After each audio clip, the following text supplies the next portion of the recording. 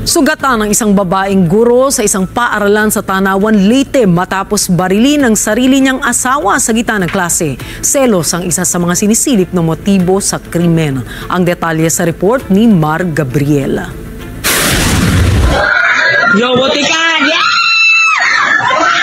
Nabulabog ang klase sa School of Craftsmanship and Home Industries sa Barangay Can Ramos sa Tanawan, Leyte. Pasado alas 7 kaninang umaga. Paano yan nakasako bala? Gimpo sila. Yan ay matapos barilin ang isang 48 anyos na guro habang nasa gitna ng kanyang klase. Ang suspect, ang mismong mister ng biktima. Yung suspect is jobless, parang may konting problema. May duda itong husband na may karelasyon yung wife niya. Kaya siguro out of emotions, kaya nagawa siguro niya doon sa asawa niya. Nagtamo ng tama ng bala sa balikat ang biktima na agad isinugod sa ospital.